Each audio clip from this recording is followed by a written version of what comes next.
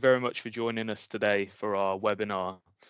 And what I'm going to be talking about today, my name's Mohammed, by the way, and what I'm going to be talking about is food inventions and how you may be able to go about getting useful patent protection for inventions in the food industry. And I'm going to be looking at this in 5 main steps.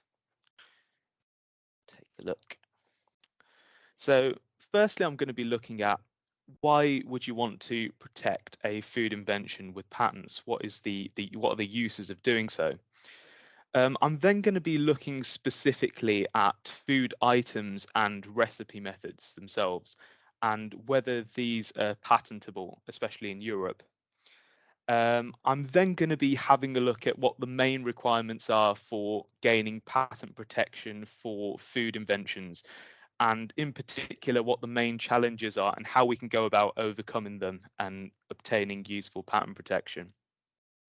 And then finally, I've got a few examples, and I think it's quite useful to see what's been achieved in practice before and how it may be possible to achieve useful patent protection for your food inventions and how people have done it in the past. So, why would you want to protect a food invention? Now, the food and drink industry is the biggest manufacturing sector by turnover in the UK, and this makes it bigger than the automotive and the aerospace industries combined. Now, we all have to eat, and new food products are being developed constantly to meet ever changing consumer demands. So, being able to protect your inventions in this field can be potentially very useful for generating revenue, securing market share. There are many advantages. But what forms of protection are actually available to us? Now, there are two forms of intellectual property protection that are used quite a bit in the food and drink industry, and these are trademarks and trade secrets. So, why not just rely on these forms of protection? Now, trademarks can be useful for protecting your brand. So, if you're selling your food product, for example, under your brand, nobody can copy that brand and sell food products under it. However, the disadvantage of a trademark is that it's there to protect your brand and doesn't protect any invention you've come up with itself. So if you had trademark protection for your brand and you came up with a new food product, someone can come and copy that food product and sell it under their own brand. As long as they're not copying your brand, you can't take action against them for using the food product that you've invented through trademark protection alone. But what about trade secrets? Now, trade secrets can actually protect an invention, but they rely on keeping your invention secret. And because of this, they tend to provide weaker protection compared to patents, which we'll come on to. Now, trade secrets can be useful in some cases, as they can potentially provide you with an indefinite term of protection as long as you're able to keep your invention a secret. The main example being Coca-Cola, that was able to keep its secret recipe secret for much longer than would have been possible, and keep it protected for much longer than would have been possible if they'd gone down a patent route. However, there are some key disadvantages of protecting an invention using trade secrets. And this is mainly due to the fact that you've got to keep that invention secret to keep it protected. Now, trade secrets, they won't protect you against independent invention. So let's say you come up with a new food product and you decide to protect it, keep it as a trade secret. But let's say somebody then after you independently invents the same invention. So keeping your product as a trade secret wouldn't allow you to then take action against them if they've independently invented the same invention, even if they've done it after you. And it could even go to the extent that they independently invent your invention and then apply for patent protection for it. So they could potentially stop you taking advantage of your own invention through patent protection. And the other main disadvantage is that having something protected as a trade secret won't protect you against any reverse engineering. So if you had, for example, an inventive method that you were using to prepare a particular food product, and you decided to sell that food product, and somebody bought it, analyzed it, and was able to reverse engineer the method that you'd used, you can't then take action against them for using that method that they'd worked out from the product through trade secret protection alone. Now, because you've got to keep your trade secrets as a secret, this can also be problematic for many reasons, particularly if you need to disclose your invention, e.g. for manufacturing purposes. And this is where patent protection can be very useful. Now, one downside of patent protection compared to trade secrets is that there is a limit on the duration of protection. And this is, in most cases, 20 years from the date of filing your patent application. But patents will provide you with much stronger protection, and they can allow you to take action against independent invention and reverse engineering if it occurs after the date of filing your patent application for your invention. And disclosure is also not an issue. In fact, when you patent something, you are granted your protection based on the fact that you have to disclose how to work your invention to the public. So when your patent application publishes, your invention will be in the public domain. So then again, once you've got your patent application on file, if you then go and disclose your invention, there are no issues and you'll still be protected by your patent. But these are just some of the advantages of patents. What about some other advantages that may also hold, particularly in the food and drink industry? Now, one of these is you can use your patents and your IP for marketing and advertising purposes. So let's say you came up with a food product and you managed to get it patented. You can then go on and advertise that food product as a patented product. And this can be like really make you stand out and show that your product is unique and really help in terms of advertising, hopefully driving sales up. Similarly, you can use your patents and your IP as bargaining chips, for example, with suppliers and with competitors. So let's say you had an ingredient supplier. You may potentially be able to get preferential rates on those ingredients if you're, for example, the only company that's able to use those ingredients due to your patent protection in a particular product sector. And it's a similar case with competitors. Let's say you got into a conflict. You can use your patents and your IP as leverage in order to come out with a much better outcome than would have otherwise been possible. There are also a whole load of other advantages, including tax relief. For example, under the patent box scheme, you could be paying a much lower rate of corporation tax on profits made through patented products as some of the advantages of patent protection. But let's take a look at food items and recipe methods themselves. Are these patentable?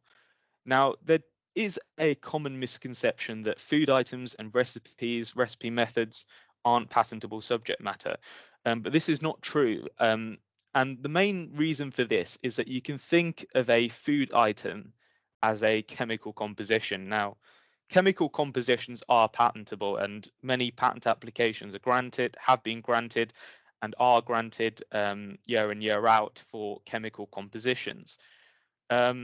So in the same way, a food item is patentable subject matter. Now, there are other requirements that you need to meet, other hurdles you need to be able to cross, but they're not excluded from patentability from the get-go.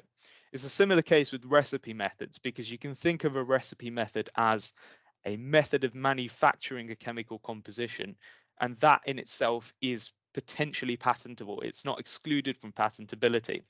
But as I said, there are further requirements that you need to be able to meet in order to be granted your patent protection. So what are these main requirements for patenting your food inventions? Now, the good news here is that there are three main requirements, but these requirements are the same as for any other invention in any other industry, and there's nothing new which makes it more difficult to patent food inventions. So there are three main requirements. The first one is that your invention must be industrially applicable. Now, the law in Europe defines this as the invention must be able to be made or used in any kind of industry. Now, this would be a given for food inventions because they have a use in the food industry. So from the get-go, you've already ticked off box number one. The first requirement has passed. You've just got these two other requirements that you need to meet to be able to be granted patent protection. Now, the first of these is called novelty. So the law again defines this as the invention must not form part of the state of the art. Now, what is the state of the art? You can think of the state of the art as essentially everything that's being made available to the public and that's in the public domain before the date of filing a patent application for your invention. So this could be information that's made available to the public through any means. It could be a written description, it could be a recipe book that describes a particular recipe method, it could be oral disclosure, it could be through a video somebody has uploaded online, which shows how to make a particular food product. It could be through use, and it could be in any other way. So any disclosure, what you're defining as your invention needs to be new over what's already out there. But that by itself is not enough. There's also this final requirement that you need to meet, and that is that your invention must not be obvious to the person skilled in the art having regard to the state of the art. In other words, inventive step. Now, this is how the law defines it, but what does it mean? So the state of the art is what we've talked about. What you can think of as essentially everything that's been made available to the public before the date of filing your patent application. But who is the person skilled in the art? Now, the person skilled in the art is a fictitious person that has been introduced into the law for the assessment of inventive steps. So every time you assess whether a particular invention is inventive, you've got to look at it through the eyes of this person skilled in the art. Now, you can think of the person skilled in the art as a skilled worker who follows instructions particularly well. And they are also aware of the state of the art, also known as the prior art, everything that's been made available to the public before the filing date, essentially. But one thing the person skilled in the art can't do is that they're not inventive in themselves and they're not imaginative. So they'll typically stick with what the prior art, what the state of the art tells them to do, and they're not going to deviate from it unless there's some teaching in the state of the art that causes them to deviate from what the prior art tells them. So as you've seen, the two key requirements that you need to meet are novelty and inventive step. Now let's take a look at these in a bit more detail. So novelty in itself is often very objectively determined. It's typically your invention is either novel or it isn't. And you may think that this must be really difficult to achieve, especially since there are many food products already out there, many recipe methods. But it can, in some cases, be easier to achieve than you think. And the reason for that, the main reason, is that for something in the prior art, in the state of the art, to destroy novelty of your invention, it must be an identical disclosure. So an example of this is, let's say you had a recipe method where you were combining ingredients A, B, C, and D. Now, for the prior art to disclose your invention and destroy novelty, it must exactly show that A, B, C, and D are being added as part of this recipe method, and it must be unambiguous, and it must exactly show what you're claiming as your invention. So this means that even if you had very minor differences between what you're claiming in your patent application as your invention compared to what's already out there, that would be enough to give you novelty for your invention. And here are a couple of examples, made up fictitious examples, just to illustrate this point. So the first example relates to a recipe method. And in this case, it's a method of baking a cake. So let's say your invention, as you claimed it, so as you defined what you wanted protection for, was a method of preparing a cake that comprised the step of adding wet ingredients to dry ingredients. Now, let's say in this made-up example, the prior art disclosed an identical method, but there was only one difference. Um, the only difference being that dry ingredients were added to wet ingredients as opposed to the other way round. Now, this change in order itself would be enough to give your invention, as you've claimed it, novelty. Now, you'd have to then go on and argue inventive step, which we'll come on to, but you'd meet that second requirement, you'd meet that novelty requirement. Similarly, for a product claim, let's say you came up with an invention where you had a pizza that had sardines on it as a topping, and let's say this hadn't been done before in this made-up example. Now, let's say the closest thing that was already out there was a pizza that had anchovies as a topping instead of sardines. Now, even though something's already out there that discloses using a fish, it discloses using fish as a topping, because it's not describing that the same fish that you're claiming, your invention would be novel based on that particular fish, the sardine, not being disclosed before. So that would mean that your invention would be novel. But as we've mentioned, this in itself is not enough to get you a patent. You also need to show that your invention involves what's known as inventive step. Now, with novelty, it was very objectively determined, so it's either your invention is new or it isn't. But for inventive step, it's much more subjective, and there's a lot more scope for argument whether something is inventive or isn't. So one main question you can ask yourself is your invention an obvious modification of a previously known food product or recipe? So for example, if you had a new recipe method, but it involved just a conventional combination of ingredients, which may be new, but you've got to ask yourself, does it give you any technical effect? Now, your invention needs to provide a technical effect when looking at inventive step. Now, the best way of looking at whether you've got a potential argument for inventive step and an arguably inventive invention is to look at the novel features of your invention. So when you were looking at novelty, what's the closest bit of prior art, closest thing that's already out there that you know of, and how is your invention new over it? So take a look at those new features. Now, are these features in themselves non-obvious technical features, or do they provide a non-obvious technical advantage? So taking a look at a quick example either way would be if you came up with a food product which had a particular salt content. Now, let's say the prior art disclosed an identical food product to what you've come up with, but let's say the only difference was that the prior art's food product had a lower salt content.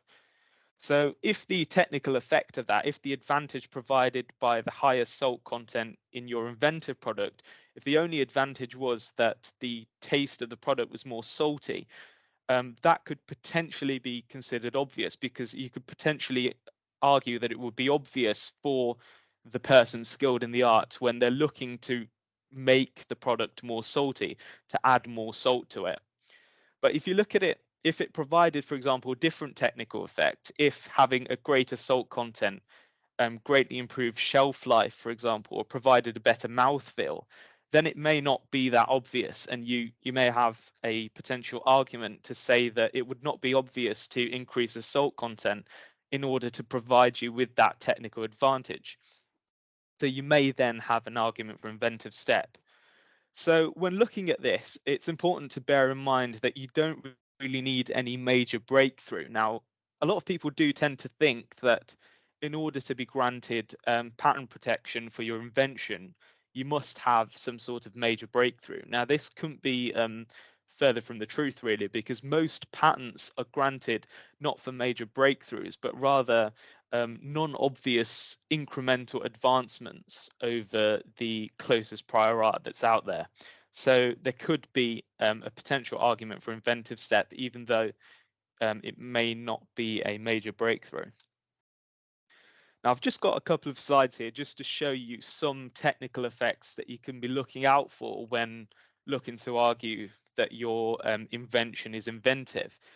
So there's a separate slide for recipe methods and food products, but these technical effects can overlap between the two.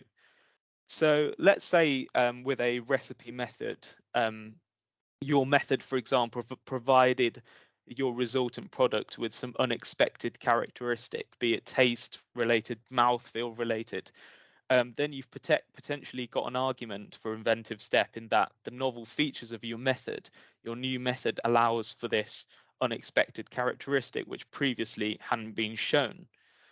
Um, Another example, let's say there was some sort of synergistic benefit that was unexpected. So if you had a particular recipe method where you were including ingredients A and B and combining them. And previously, these two ingredients hadn't been combined, but let's say they'd been used by themselves in separate recipe methods.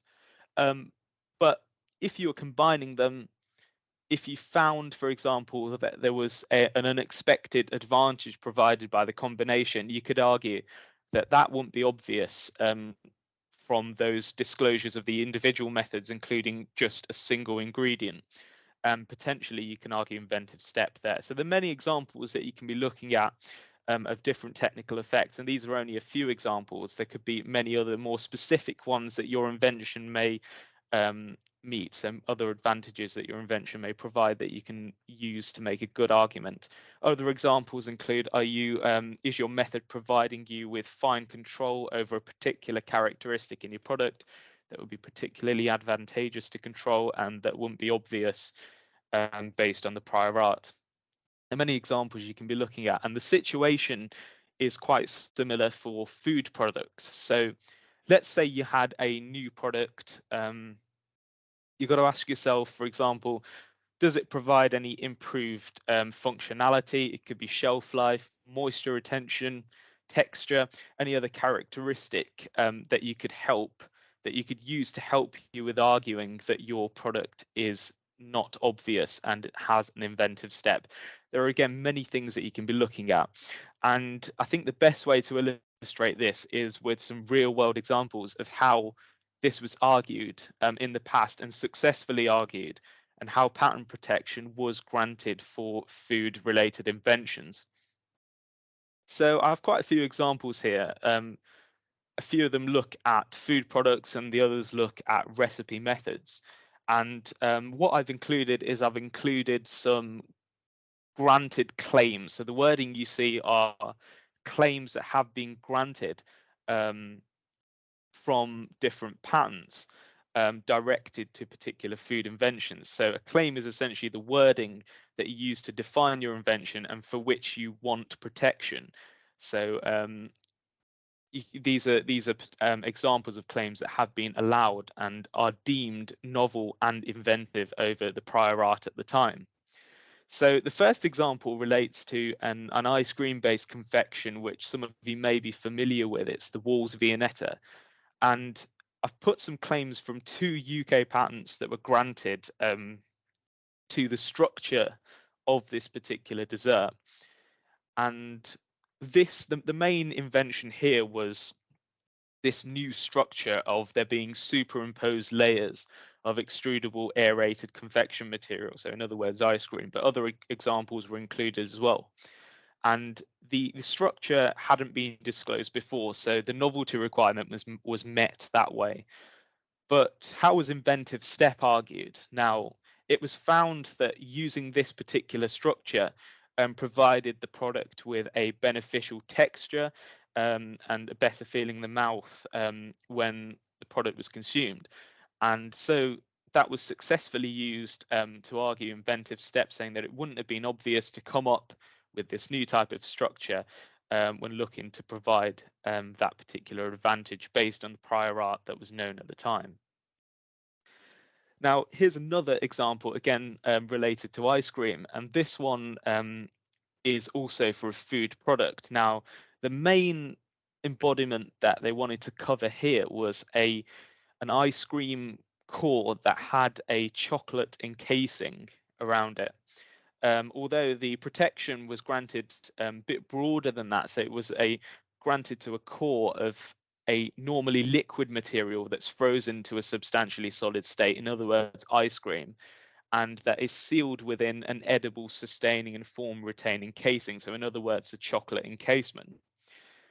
So this structure at the time that this patent application was filed was a new structure. So novelty was provided through that new structure. But how was inventive step argued? Now, it was argued that by having a chocolate encasing around an ice cream core, this would allow for better handling of the ice cream. And also, when the ice cream starts melting, the core would stop any spillage and would allow and would stop the collapse of the whole confection, and allow for it to be much more cleaner to eat.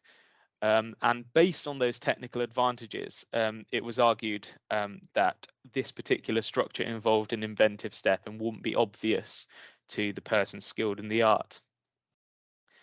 Now, here's a much more recent example, this time relating to a plant-based meat substitute.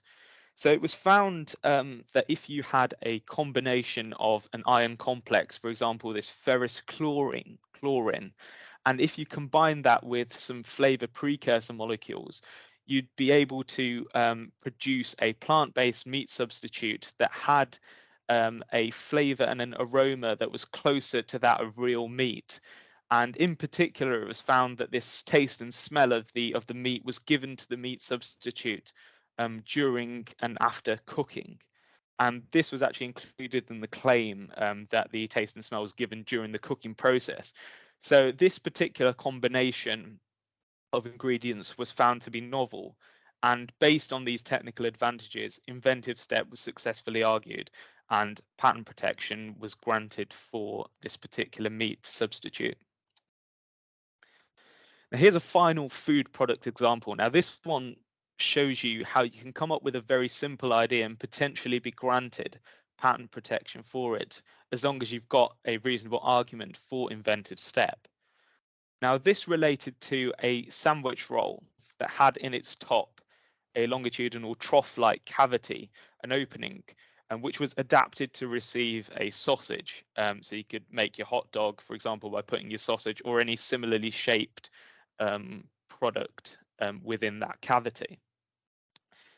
Now, in the patent itself, it was acknowledged that rolls were known in the past. So there was nothing new about having a roll. And it was also known to open or to cut your roll to allow for space to include a sausage or a similar product in the past.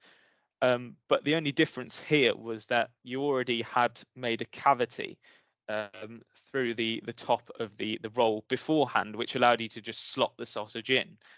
And so this was a new structure, and the way inventive step was argued was that it would be much more labor saving if you could just have these rolls pre-made and then just go and slot your sausage in when you want to make your food product. You don't need to cut anything or do any shaping at the time that you're making your sausage. So based on that, inventive step was successfully argued for this particular role, and patent protection was granted. But now let's take a look at some recipe methods, and it's a similar story for recipe methods, similar way of arguing inventive step, and similar arguments apply. Now, this particular example relates to a method of making marshmallows. Now, at the time that this patent application was filed, the way that was known in the art, the common method of making marshmallows was to take dextrose and sucrose, dissolve it in water, and then heat it up to dissolve it, and then add corn syrup to that mixture. But this invention wanted to find a way of getting rid of dextrose completely, because at the time it was thought that dextrose was completely necessary for making marshmallows. So this particular invention found that if you take sucrose alone and dissolve it first in corn syrup, it would improve solubility of glucose in water. And this would help you to remove the need for glucose and allow you to perform the method using sucrose alone. And it was found not only that you could get rid of dextrose, but this particular method also produced better marshmallows. So the marshmallows that were produced had improved shelf life, and they also were more tender. So based on these advantages, along with the fact that you were getting rid of an ingredient that you had to use before and changing the method up, was enough to argue inventive step and for this method to be granted patent protection. Another method, a recipe method, this time granted to Pizza Hut, looked to a method of making pizza. Now, the key to this method, to the invention, was that you make what's known as a toppings disc in advance of actually preparing the pizza.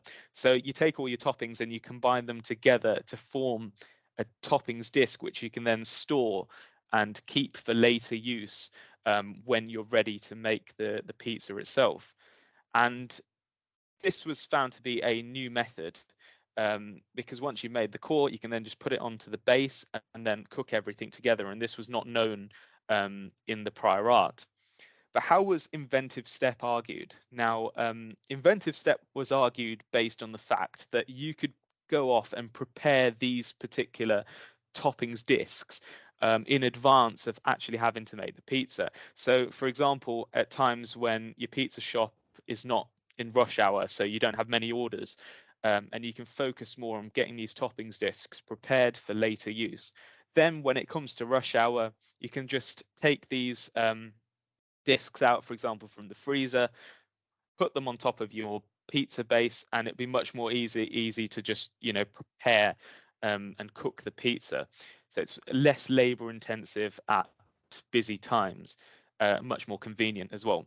But a further advantage was also argued that if you are doing things this way and making a toppings disc, it would allow you to form much more uniform pizzas, especially the toppings layer. So especially if you're busy and you have to make many pizzas all at once, you may then not be able to provide an even layer of toppings each time. But if you can do them in advance and make these discs, you know that the pizzas are going to be more uniform when you're actually coming to make them. Now, another example looks at popping candy. Now, again, the inventive part of this example was that the step of gasifying this popping candy was performed at a temperature that was below 280 degrees Fahrenheit. So again, there was a novel step there, and the advantage of this was that there was a much more pronounced popping sensation in the mouth, and larger gas bubbles were formed. So again, you can see there's a new method and a technical effect that it brings, and using those, you can argue that you have inventive step and novelty. Taking a look at a final example now. This looks at a method of baking a cake. Again, a very similar story. And for a bit of context to this invention, at the time that the patent application was filed, the main way of producing filled baked cakes, so baked cakes that had a filling that was, for example, a viscous liquid-like filling, was to firstly bake the cake and then, for example, trench the cake and add the filling, or to make a sort of a hole and to pipe your filling in once you'd already baked it. But a method was found in which you could avoid trenching the cake, avoid making any holes. And the way it was found that this could be done was to take your cake batter from the get-go, put it into a cake form, and then take your filling material. And the key step was to chill it between 31.5 and 38.5 degrees Fahrenheit. And then you could take your filling material and add it straight in with your cake mix, and you could bake everything together. And it was found to provide you a finished cake, baked cake that was filled with this material that you'd added without having to add it later on. So you can see we've had a look at a lot of different examples showing you how recipe methods and food items are potentially patentable. and you can potentially get very useful patent protection for inventions as long as you're able to find a novel feature of your invention and then argue that you have some sort of inventive step based on a technical advantage that your novel invention brings. So whether to patent, however, must be carefully considered because not all food inventions are patentable, and you should look at whether it may be more useful to use other forms of IP, intellectual property, to protect your inventions. So if you have something that isn't novel, for example, it may be better to sell your product under a protected trademark and protect your brand, so nobody can copy that brand. Um, if you, for example, have an invention that is new but potentially may not meet the inventive step requirement, or if you want much more a greater duration of protection than patent protection would allow, potentially trade secrets could be a useful route. Um, but patent protection does provide many advantages. Firstly, it provides much stronger protection and also many specific advantages, particularly for food-related inventions. And so the whether to patent something shouldn't be dismissed particularly easily. Now, as you've seen for food inventions, the most difficult challenge is typically being able to argue that something is inventive. But hopefully, with these examples, we've shown that in many cases, if you've got something novel, you can formulate a reasonable argument for inventive step, which may be enough to get you a granted patent. And it's impossible to, and you must remember that you don't really need any sort of major breakthrough to successfully patent your food invention. So with that, I end, and thank you very much for listening.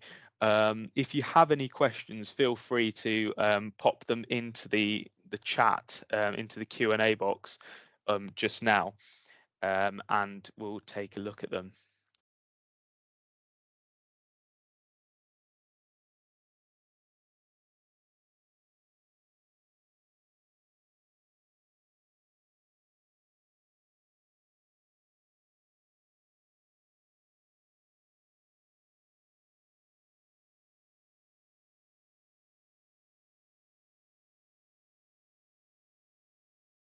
Yes, we've got a question here about patents versus trade secrets, in particular with Viennetta, for example, the structure and the case of the pizza topping method. So you need to balance whether trade secrets may be more useful than patents in many cases. But for example, in the Viennetta product, if you'd kept it as a trade secret, it may be impossible to do so if the invention was based on the structure, and you then went and sold your product, because then your product would be there in the public domain, and you wouldn't have your protection anymore. Since you've made it available to the public and released it. With methods, trade secrets can be potentially more useful if you can keep secret how you're working a particular method. But you've got to also keep in mind potential reverse engineering. If someone can take your product and then work out how you've made it using your new method, then in those scenarios, patent protection can be very useful for taking action. If there are any more questions, feel free to pop them in. Otherwise, you can always contact me by email with any further questions, and I'll do my very best to get a response to you on them.